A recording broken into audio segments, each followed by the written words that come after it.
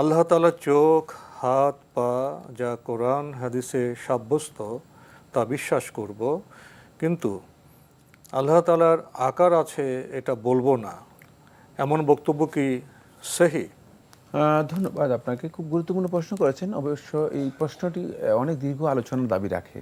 মানে এটি একটা দীর্ঘ আলোচ্য বিষয়। কারণ আল্লাহ সুবহানাহু ওয়া তাআলা এর সিফাত যেগুলো রয়েছে, গুণাবলী যেগুলো রয়েছে, এই সিফাতগুলো দুই ভাগে বিভক্ত। একটি হচ্ছে মানে আল্লাহ সুবহানাহু ওয়া তাআলার সিফাত আল খাবারিয়া, যে সমস্ত সিফাতগুলো আল্লাহ সুবহানাহু ওয়া তাআলা মানে এর সাব্যস্ত হয়েছে এই খবরের মাধ্যমে। আল্লাহ তাআলা বলেছেন, আল্লাহ রাব্বুল আলামিন নিজেই তার সিফাতগুলো বর্ণনা করেছেন। আর আরেকগুলো সিফাত হচ্ছে আল্লাহ সুবহানাহু ওয়া তাআলা সিফাত জাতিয়া, আল্লাহ তাআলা জাতি যে সিফাতগুলো রয়েছে যেগুলো খাবারিয়া, খবরের মাধ্যমে সাব্যস্ত হয়েছে। তো আল্লাহ রাব্বুল আলামিনের যেই সমস্ত সত্তাগত যেই সমস্ত সিফাতগুলো মানে দলিলের মাধ্যমে, ওয়াহির মাধ্যমে সাব্যস্ত হয়েছে, এগুলো আল্লাহ সুবহানাহু ওয়া তাআলা নিজের জন্য সাব্যস্ত করেছেন। সুতরাং এগুলো আল্লাহ রাব্বুল আলামিন তার জন্য যেভাবে সাব্যস্ত করেছেন সেভাবে সাব্যস্ত করাটাই হচ্ছে ঈমান। কারণ আল্লাহ রাব্বুল আলামিন যেটা সাব্যস্ত করেছেন, এখন আমি যদি সেটা সাব্যস্ত না করি, তাহলে আমি আল্লাহ রাব্বুল আলামিনের চেয়ে বেশি মানে অতিরিক্ত মানে আগে বাড়ে গেলাম। এটা আমার জন্য জায়েজ নেই। এটা বান্দার জন্য কোনোভাবেই বৈধ নয়। যেহেতু আল্লাহ সুবহানাহু ওয়া তাআলা নিজেকে এই সিফাতগুলো নিজের জন্য আল্লাহ তাআলা সাব্যস্ত করেছেন কোরআনের মাধ্যমে অথবা রাসূলুল্লাহ সাল্লাল্লাহু আলাইহি ওয়াসাল্লাম হাদিসের মাধ্যমে এগুলো সাব্যস্ত হয়েছে। সুতরাং এগুলো সাব্যস্ত করাটাই হচ্ছে ইসলামের বিধান এবং ঈমান। কিন্তু এগুলোর ক্ষেত্রে আল্লাহ সুবহানাহু ওয়া তাআলা মৌলিক একটা নির্দেশনা দিয়ে দিয়েছেন। সেটা হচ্ছে কোরআনে কারীমের সূরা আশ-শূরার মধ্যে আল্লাহ সুবহানাহু ওয়া তাআলা বলে দিয়েছেন, লাইসা কামিসলিহি শাই ওয়া হুয়াস সামিউল বাসীর। এটাই তোমরা জেনে রাখো, লাইসা কামিসলিহি শাই, কোনো কিছুই তার মতো নয়। এই কোনো কিছুর সাথে মূলত এই আল্লাহ রাব্বুল আলামিনের যে সিফাত জাতিয়া মানে সত্তাগত যে সমস্ত সিফাতগুলোর কথা উল্লেখ করা হয়েছে, এই সিফাতগুলোকে কোনো কিছুর সাথে সাদৃশ্য করা বা তুলনা দেয়া এর কোনো অধিকার কারণেই।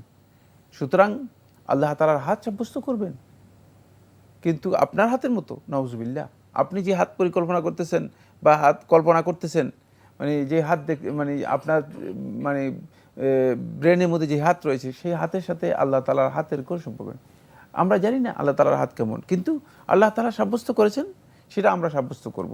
ঠিক অনুরূপভাবে আল্লাহ তাআলার পায়ের কথা বলেন, অনুরূপভাবে আল্লাহ রাব্বুল আলামিন চোখের কথা বলেন, যেগুলো আল্লাহ সুবহানাহু ওয়া তাআলা কোরআনে কারীমের মধ্যে অথবা হাদিসের মধ্যে আল্লাহ রাব্বুল আলামিনের সিফাত জাতিয়া যেগুলো রয়েছে, সত্তাগত সিফাত রয়েছে যেগুলো সাব্যস্ত করেছেন, সেগুলো সাব্যস্ত করতে হবে। লাইসা কামিসলিহি শাই, এগুলোর সাথে কোনো কিছুকে মানে কোনো কিছুর সাথে এগুলোকে সাদৃশ্য করার কোনো সুযোগ নেই। সাদৃশ্য না করেই আপনাকে কী করতে হবে, এগুলো সাব্যস্ত করতে হবে। আর যদি সাব্যস্ত না করেন তাহলে কিন্তু এটা কুফরি হবে। কারণ কি? কারণ হচ্ছে আল্লাহ সুবহানাহু ওয়া তাআলা নিজের জন্য সাব্যস্ত করেছেন। তাহলে আপনি আল্লাহ তাআলার এই আয়াতগুলোকে সম্পূর্ণরূপে আপনাকে অস্বীকার করতে হবে, অথবা আপনি বলতে হবে যে না, এগুলো আল্লাহ তাআলা সাব্যস্ত করলেও আমরা আল্লাহর জন্য এগুলো সাব্যস্ত করতে পারবো না। কিন্তু এটা আপনার জন্য জায়েজ নেই। এই কাজটি এই জন্য কুফরি হবে। সুতরাং কোনোভাবেই বান্দার জন্য এটা জায়েজ নেই যে বান্দা বলবে যে আল্লাহ তাআলা যেগুলোকে আল্লাহ রাব্বুল আলামিন তার সিফাত হিসেবে কোরআনে কারীমের মধ্যে বলেছেন অথবা রাসূলুল্লাহ সাল্লাল্লাহু আলাইহি ওয়াসাল্লাম হাদিসের মধ্যে বলেছেন, সাব্যস্ত হয়েছে, বান্দা বলবে যে না, আমি এগুলো সাব্যস্ত করতে পারবো না আল্লাহ তাআলার জন্য, এটা যার জন্য জায়েজ নেই। এরপরে আসুন, একটি কথা এরপর আপনি উল্লেখ করেছেন, তবে আল্লাহ রাব্বুল আলামিন যে এগুলো সাব্যস্ত করব, কিন্তু আল্লাহ রাব্বুল আলামিনের জন্য শেষ কথাটি হচ্ছে যে আল্লাহ তাআলার জন্য কোনো আকার সাব্যস্ত করব না।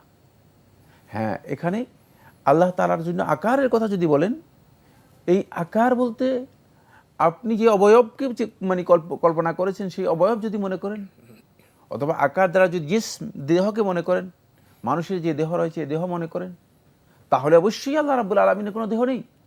কারণ আল্লাহ রাব্বুল আলামিন তার জন্য কোনো দেহ সাব্যস্ত করেননি। আল্লাহ রাব্বুল আলামিন কোনো অবয়ব সাব্যস্ত করেন নাই। সুতরাং এই কল্পিত যে অবয়ব, সেই অবয়ব আল্লাহ রাব্বুল আলামিনের জন্য সাব্যস্ত করার কোনো বৈধতা নেই।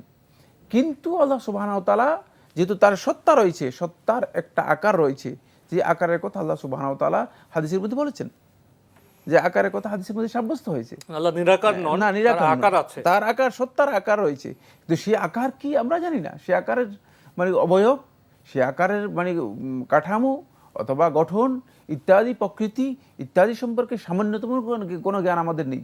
সেগুলো আমরা এগুলো আন্দাজের উপর কিছুই বলতে পারবো না।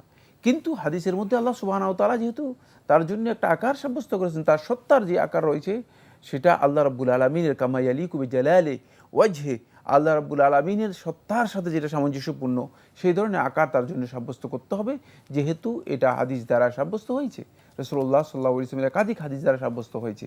কিন্তু সেই আকার আমাদের কল্পিত আকার নয়, বা সেই আকার কোনো বস্তু মানে এর সাদৃশ্য নয়, কোনো মাখলুকাতের সাথে এর সামঞ্জস্য নেই, কোনো মাখলুকাতের সাথে এর সাদৃশ্য নেই। এইভাবেই আমাদেরকে সাব্যস্ত করতে হবে। মূলত এই বিষয়গুলো হচ্ছে এমন যে আল্লাহ রাব্বুল আলামিন সম্পর্কে মূলত আল্লাহ তাআলা যেই খবর দিয়েছেন, মানে যেই সংবাদ দিয়েছেন, আল্লাহ রাব্বুল আলামিন যেই ওহী প্রেরণ করেছেন, সেই ওহীটাকে আল্লাহ তাআলার এই ওহীর বিধানকে ঠিক হুবহু সেভাবে মেনে নেয়া, সেভাবে বিশ্বাস করা, এর মধ্যে নিজেদের পক্ষ থেকে অতিরিক্ত কোনো সংযোজন না করা এবং নিজেরা এটা নিয়ে অতিরিক্ত বাড়াবাড়ি না করা।